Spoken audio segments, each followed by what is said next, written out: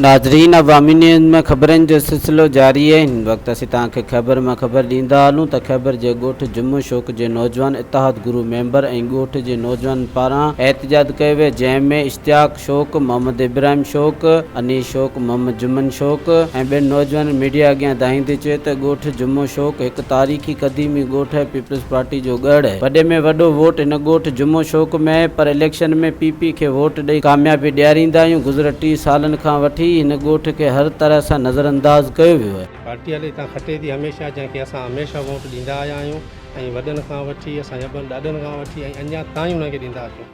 ऐं रेर ॻाल्हि त उहे माना कंहिं बि ॻाल्हि ते गौर कोन था कनि। इलेक्शन जे टाइम ते अचनि था, वोट वठनि था, हलियो वञनि, पर अक्सर ॾिठो वञे त उन्हनि जो बि ॾोह कोन्हे। जेके असांजे ॻोठ जा चूंडियल नुमाइंदा आहिनि न, अक्सर उन्हनि जी आहे। उहे छो नथा अॻिते ॻाल्हाइनि, उहे छो नथा अकला विढ़नि। हिते केतिरा मसइला आहिनि, नालियुनि जा, बिजलियुनि जा, बेरोज़गारी जा, घटियुनि जा। अगरि ॾिठो वञे त माना मसइलनि सां भरिया पिया आहियूं, पर केरु ॻाल्हाइण वारो कोन्हे, केरु चवण वारो कोन्हे को, केरु पुछण वारो कोन्हे को। इन में छा आहे, कंहिंखे बि कहो होश कोन्हे को, पर बहरहाल उन में उन्हनि जो को ॾोह कोन्हे को, ॾोह असांजो पंहिंजो आहे। पहिरीं ॻाल्हि त ज़िम्मेवार असीं पाण आहियूं, छो त असीं वोट ॾियो। असांजे ॻोठ में 1500-1600 2000 घर आहिनि ऐं जेकर केरु असांजा वोट काउंट करे त असांजा कम से कम 3000 2500 वोट निकिरंदा ऐं उनजो ज़िम्मेवार केरु कोन्हे, उनजा ज़िम्मेवार असीं आहियूं। असांजे ॻोठ में ड्रेनेज सिस्टम ख़राबु हूंदो ऐं सॼी ज़िंदगी इहो ख़राबु हलंदो।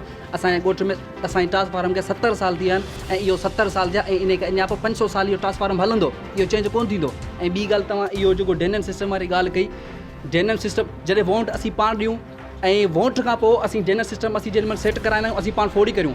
असांजो ट्रांसफार्म ख़राबु थी वञे, असीं उनजी फोड़ी असीं पाण करियूं। जॾहिं असीं हर शइ जी, हर सिस्टम जी असीं फोड़ी पाण था करियूं, असां पंहिंजी महिनत पाण था करियूं, पोइ असीं वोट कहिड़े हिसाब किताब सां था ॾियूं। वोटनि वारे टाइम ते हिते रोड ते असीं खट रखियो, चओ वियो था रहनि, पोइ वोट वठो हलियो था वञनि, पोइ 5 साल 10 साल घुम थी वञनि, पोइ ॾिसनि ई कंदा त बाबा हिननि सां हालत कहिड़ी, हिननि सां हशर कहिड़ो आहे। ज़िम्मेवार जेको आहे सो पीपल्स पार्टी जा जेके चूंडियल नुमाइंदा आहिनि, MP MLA वग़ैरह जेके वोट वठी वेंदा आहिनि, उहे ई आहिनि, ॿियो केरु थींदो। ऐं MP साहिबु जेको आहे सो आऊं पाण पीपल्स पार्टी जो उहिदेदार आहियां। मूंखे जेको आहे सो आऊं पाण पीपल्स पार्टी जो आहियां। मूंखे अॼु हीउ एहतजाज करिणो पियो, मजबूरी में करिणो पियो पए। छो पियो पए? MP साहिबु चवे थो जेको आहे सो ट्रांसफार्मर जे लाइ एप्लीकेशन ॾियो या कंहिंखे चओ। MP साहिब खां पुछो सही, शमन सर तो शमन सर ते खां पुछा कनि त जेको आहे सो शमन सर ते एप्लीकेशन असां ॾिनी आहे या कोन ॾिनी आहे। मज़ीद खबरों और तफसीलात के लिए विजिट करें हमारी वेबसाइट www.awamiNewsHD.com।